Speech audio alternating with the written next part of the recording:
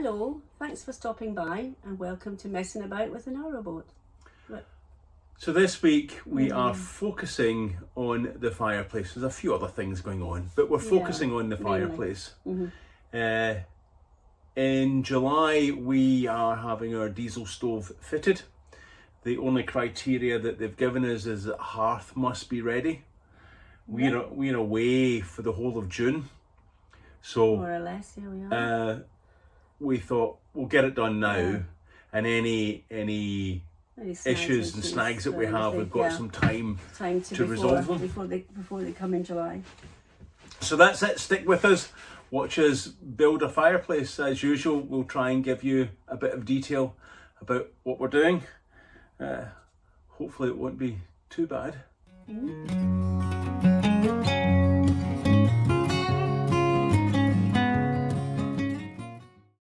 So today I'm just finishing off the things from last episode. So fastening the drawer fronts onto the drawers, putting the drawer handles on, fastening the carcasses in.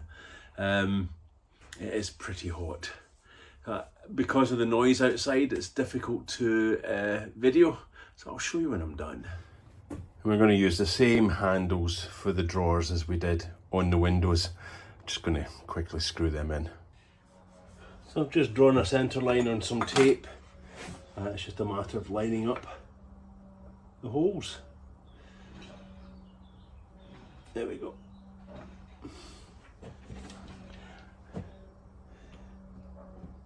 And because this is hardwood, it is definitely worth pre-drilling the holes, otherwise the heads on these really small screws will just shear off. Now to fit the drawer fronts, they'll just go on like that, so they need a bit of spacing, which I'll show you in a second. But to make life a little easier for me, I'm going to screw them in from the back, because we don't want any screw heads showing here. Screw them in from the back, so in order to make that a bit easier, to pre-drill the holes. Now if you were using like kitchen cabinet handles where they've got a hole all the way through, rather than these surface mounted ones, you would drill the handle hole and then use that to screw in temporarily until you put your screws in the inside of the drawer. Okay, so the way I fastened it, I didn't show it because they're still cutting the grass. Like this one, put a little spacer on the edge, rested the drawer front, used double-sided tape, and then just screwed in my pre-drilled screws. Job's a good one. Right, repeat on the top. So I've got a spacer. It's a bit more difficult because I can't get any clamps or anything in. So got the spacer, double-sided tape, put the front onto that, and then gently pull it out and fasten the pre-drilled screws. Oh yeah, top tip. Make sure you check the direction of the handles before you put the screws in. Saying nothing. It's not quite totally symmetrical. The gap at the side of the drawer on the right side is a little bit bigger than the left side on the top one. But overall, I think I'm clocking that as a success. I'm really, really, really pleased with that. So the next thing I want to do is door linings. So I got the lumber yard to mill me down some oak to the width of the bulkhead, and I'm just going through and chopping it up.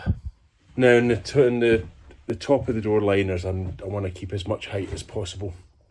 So I'm only using 10mm oak at the top, but 20 at the sides. And it's quite a dangerous thing to do when I haven't got the doors, I think. But in reality, the bathroom door is all angled anyway, so trying to make a square door liner is utterly pointless. So I'll put a bit of oak up, not this bit, it's a thicker bit, and I'll leave the screw heads exposed, and that way if I need to do some shims and things when we put the door up, I can take the screws out before I seal it all up. So out with the chop saw. one door liner. Now this is made in oak because that's what Roma wanted. You can see I might have to put some shims in. We shall see. But that's alright, it's just held up with double-sided tape at the moment. So the idea is I don't actually have a door liner. I'll put a stop for the door down here and the door will go against that. Just makes, just keeps the door big enough and gives me enough room for a bigger shower. I'm pretty pleased with that actually. And that is the other one done. That's lovely, it's nice. Be oak doors on here, so be good. Right, so that means sanding and 3 days of varnishing. Okay, so I've painted something, it's time to go home. So today, now that I've tidied away all the straggly bits and done the door liners and stuff, I'm going to start the fireplace. Which is kind of doing my head in a little because I don't want to make it too big and I definitely don't want to make it too small. So we're having a reflex diesel stove. And they have a different heat profile to log burners. Now the BSS, the boat safety scheme, has some very strict regulations around fireplaces. It has to have a 10mm air gap, then a 25mm silica, carbon silica board, which is a kind of a cement board, and then porcelain tiles on top of that, at least 10mm thick. And that's so that any heat from the stove doesn't penetrate backwards and start to burn your wood lining. All very sensible. A diesel stove has a different heat profile. It works by convection. So it draws in air from the bottom, pulls it up and throws air out the front. So the bottom of the stove never gets hot. The sides of the stove get warm but never boiling hot. There's only two places on the stove that get really hot. That is, there's a hot plate for like a pot on it. That will obviously get hot. And then where the flue comes out at the back, it's single lined and it gets hot. So the manufacturer says that flue really has to be 150mm 6 inches from any combustible material. So that's why a lot of people just use the standard BSS rules for the log burners. They do the 10mm air gap, the 25mm CS board, and then the porcelain tiles. But you can get away with less than that with a diesel stove. But I am just quite tempted to build it to the standard. And then if there's a BSS examiner says, where's your air gap, or you get 25mm this and that and the other, even though it is a diesel stove, it's just, it's just compliant. But that creates quite a lot of space on the boat, and I just want to make sure that I don't over egg it, really. Now, I couldn't get hold of any calcium silicate board. It's 25mm thick. There is a supplier, but it's a 2.5-3 hour drive away. So that's not really an option. And they told me that it's so brittle that more often than not when you transport it, or in fact if you have it delivered, it'll be broken in the post. So the alternative is this stuff. It's called No More Ply STS construction board. It's 12mm thick rather than 25mm thick. It's A1 fire rated up to 1000 degrees Celsius. It's really heavy and it's a lot more robust than the calcium silicate board.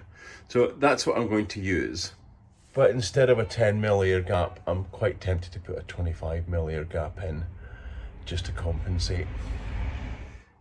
Down here I've just been trying to work out where the stove is going to go and how it's going to fit with all of that air gap and board and tiles and all the rest of it, so that it doesn't stick out around halfway down the boat.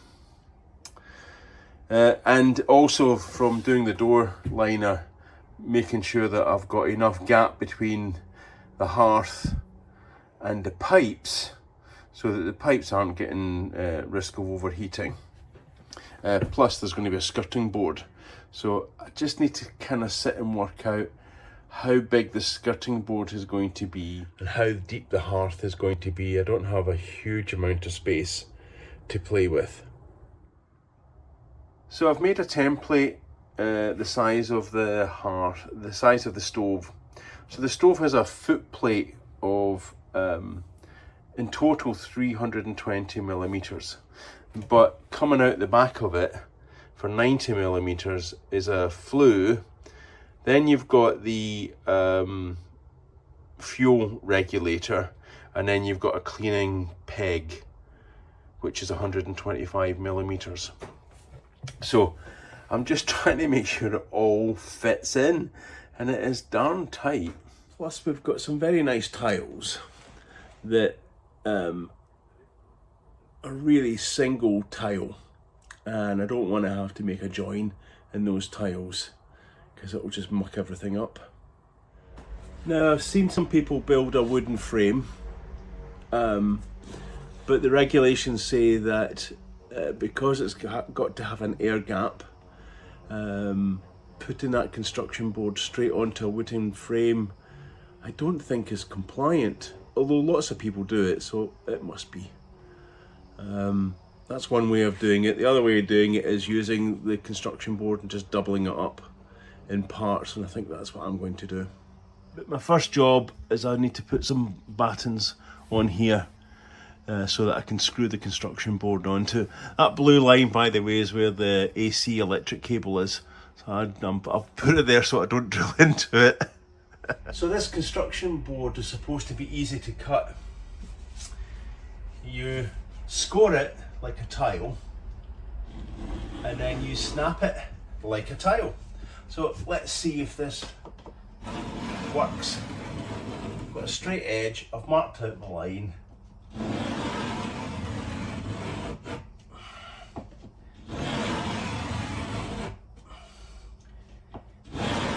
You can also cut it with a jigsaw, I believe. But I bet that makes a ton of mess, so we'll do that outside if we're doing it.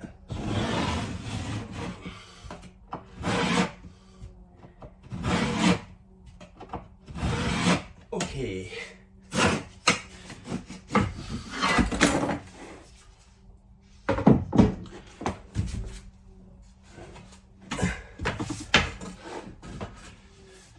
Put an edge underneath it.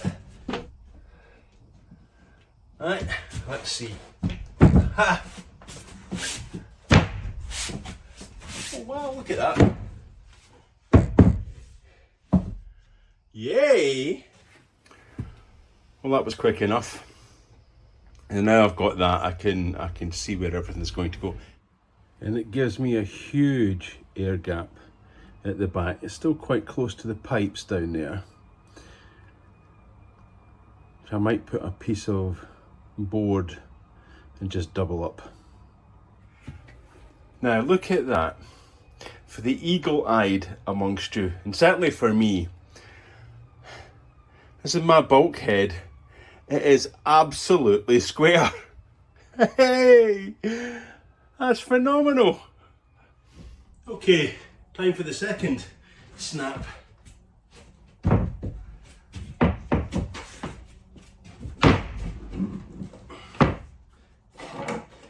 Not so easy because it's cross grain. Oh, okay.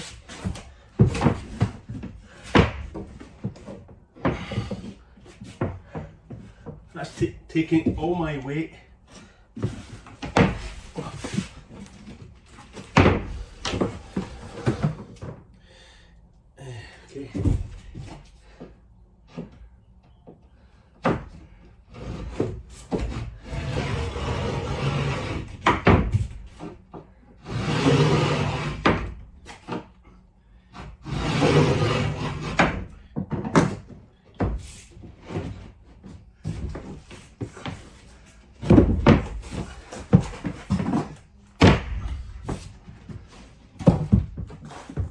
just needed to add a slightly deeper cut for the cross grain. So I've cut it to 600 wide, 2 foot wide for the moment. I can trim it down if I need to. Once I get the tiles, still waiting for them to arrive, and I'll triple check all the measurements. Now it seems this construction board is render ready, so you can put the tiles straight onto it.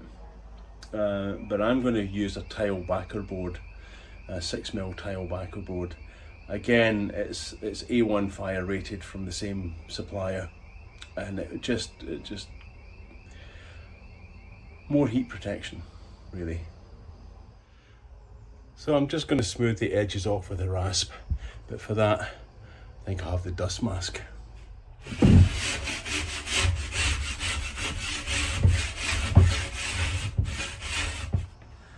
And if you're interested, the scoring tool I'm using is the STS scoring tool, carbide tipped.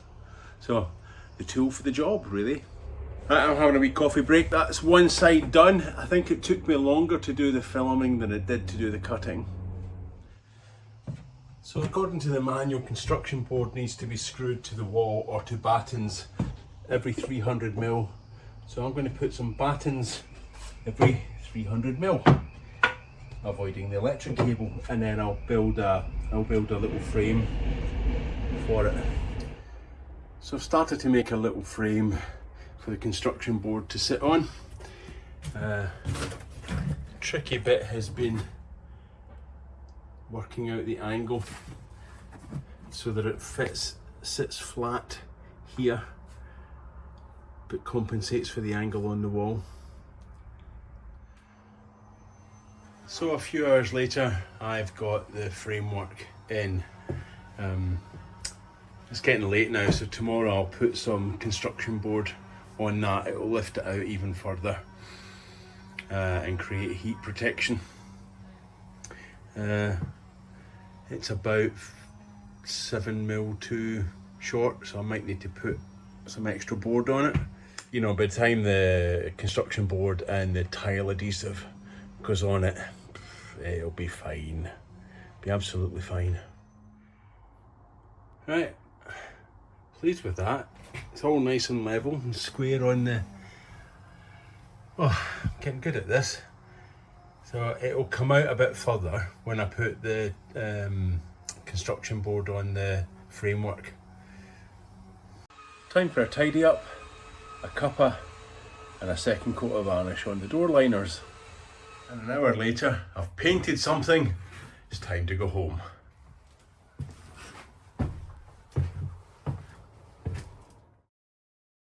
Whoa, another fantastic day. The boatyard is very busy, and I'm here to finish the fireplace. So I bought a jigsaw blade for the cement board. I brought it outside because it's just too dusty when you're cutting it. So I'm just going to cut out the hearth.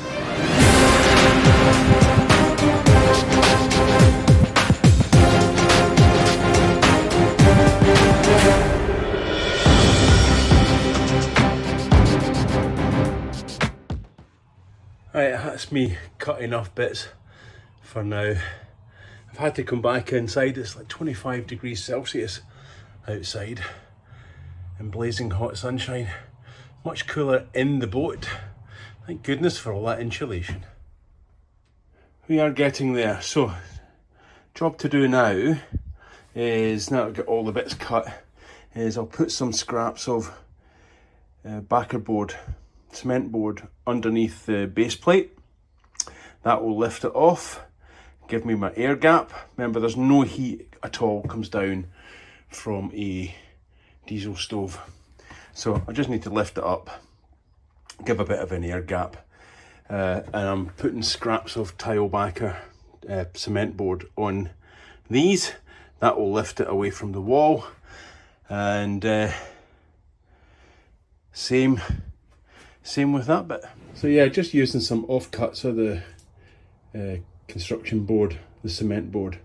I'm just putting a base on the base that will lift it up. and that way I can get a nice wooden trim around the outside when we come to trim off the hearth. Now to stick those bits on and all the other cement board and all the tiles, I'm using Victus heat resistant tile adhesive.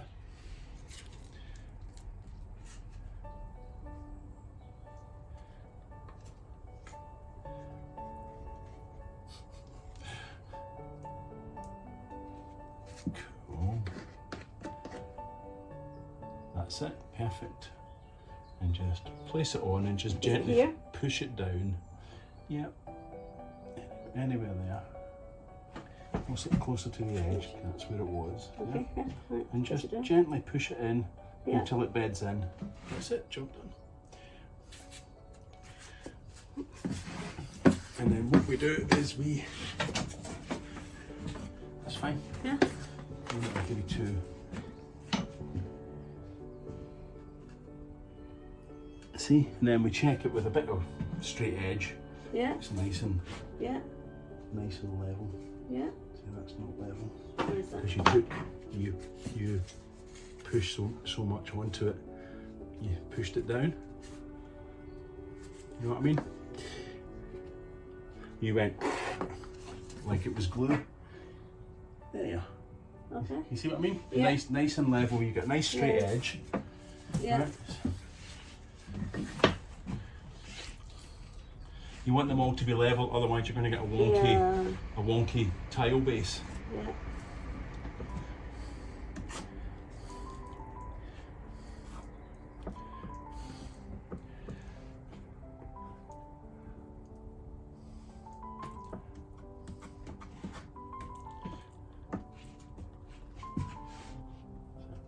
Right to the edges. Trying to not put too much on. It's okay to put too much on because you'll scrape it, that's fine. Yeah? So what you want to avoid is a big pile in the middle. That's it. Clean your brush, okay. Turn it over. Don't push hard on it. Just kind of wriggle it in. Is it on the corner, just on the edge? That's fine. Just wriggle it in. That's it. And then check that it's straight. And that looks pretty good. Yeah. Okay. Next one. Okay. Next one. That level's really important. Yeah.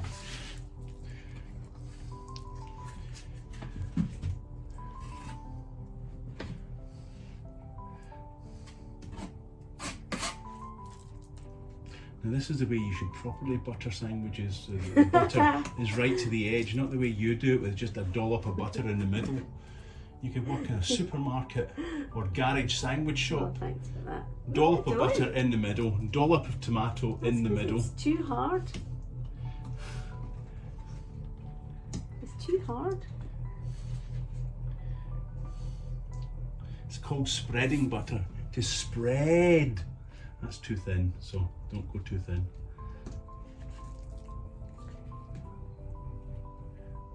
That's it.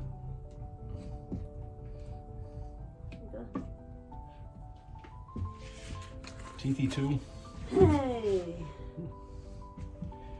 One stroke. Clean. Another stroke. Cleaning after a stroke. Ha ha ha. Okay. That is a bit. Check that it's level. Whoops.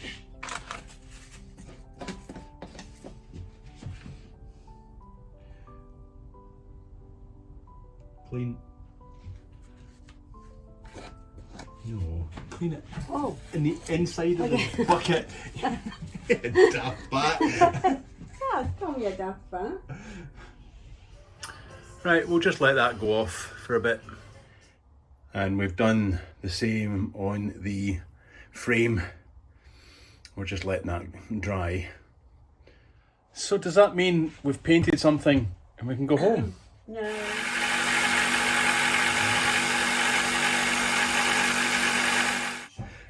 Look what Roma made. Oh, what a mess. Isn't that brilliant? Now, someone has suggested that I start up Buy Me a Coffee subscription thing so that I can buy some pencils. And we've cracked through it so well today. That's the final board with its, I've got 2 layers of construction board, so that's 25mm or 24mm, so that gives a really good air gap between a single 12mm construction board. And once I've got those boards up and fastened on, dry fitted, I can cut the shape out for the stove. It's another hot day today, and this time it's just fine tuning of the fireplace. I just need to take 10mm off of there. I know it's pedanticness, but I need to do it. And then I'll need to cut the corner off. And we've triple checked all the measurements. I tell you what though, you only get a couple of cuts out of these blades before they just, I mean this cement board is rock hard stuff. I guess it has to be if it's 1000 degrees Celsius fire rated, but it is so hard that you go through the blades like there's no tomorrow. I've tried scoring it, there's just not enough edge on it to score it. It's a bit like tiling, there's only so much you can do. Little time later, that's all the bits fine tuned. I've put a curved edge on there to match the stove radius. And now I need to put that onto the hearth tile and just use it as a template. Now we seriously looked at using a slate hearth, but I was not that confident in my measurements. So, it's really difficult to fine tune a slate hearth, so you had to be absolutely precise with it, and I just wasn't there. I'd rather fiddle about with it and get it right. So what we've done is we've bought 600 by 600 tile, and we'll use that. So again, once I had fine tuned everything, it was a bit easier and a bit cheaper. And they were in the shop and I didn't have to wait 3.5 weeks for delivery. And they are black gloss, so they're the same as a slate hearth. Time for some sticky on.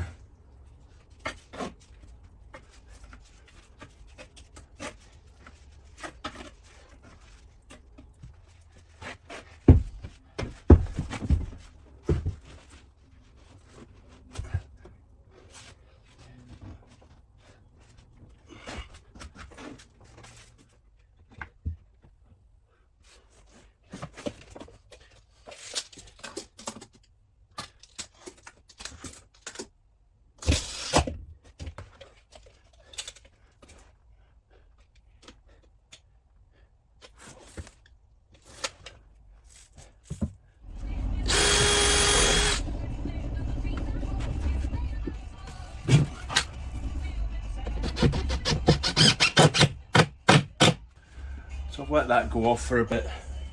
So now I'm going to put tile backer board on, 6mm. It's cut to shape, all templated out. Just tile adhesive. Off we go. Nearly there, but we've run into a few logistical issues. So logistical issues. There's a couple really. One is that we ordered tiles for delivery on Monday. It's Friday. They haven't turned up. The shop, they didn't turn up at the shop, and won't get delivered now until next Wednesday. I've run out of tile adhesive. I knew I was going to. I ordered some. They said delivery between 8:30 and 11:30 this morning. So I dutifully waited in because apparently it needed to be signed for, and I've got no way of saying just leave it at the door. Just had an email. It's 4 o'clock. They've just attempted to deliver and I wasn't in, so they're going to have to re-deliver next Tuesday. plus we lost a day this week. Our cat, we came home from doing the primary work the other day, Roma and I. Our cat wasn't in the best of health. He was just completely lethargic. We let him out, he threw up, and he wasn't very well. And we monitored, so we took him to the emergency vet, 7 a.m. and had to sit and just, once they gave him some injections, some painkillers and some stuff, but I had to monitor him. Yeah, he was in a pretty bad way. He's fine now, he's okay now, he's on the road to recovery, but for some reason he was, I think it was the heat must have got to him and dehydrated him a lot. But it's been, you know, that's kind of stressful. So that's it. I'm kind of stuck with logistics issues. So this single episode that was going to be, hey, we built the fireplace, is going to turn into a two-parter, unfortunately. Yeah, so it was great having Roma here this week, just helping out. You know, we've both done tiling in our bathroom and our kitchen before, so she's no stranger to it. Just cutting the boards up and stuff like that. It was great. She was cutting the boards, I was in here, and we cracked on. We would all finished it if everything had been here on time. Yeah. That's the way of things, isn't it? So I'm going to wrap up this video here because there's just tidying up and stuff to do. We'll pick it up next week. I was going to do some sanding of the outside of the boat and start prepping it up for painting. I think we'll still do that because in between we only need a day to finish the tiling. So thanks for watching, thanks for liking, thanks for subscribing. Join us next week for a bit more tiling and you'll see the finished fireplace and me climbing on the gunnels doing some sanding on the outside.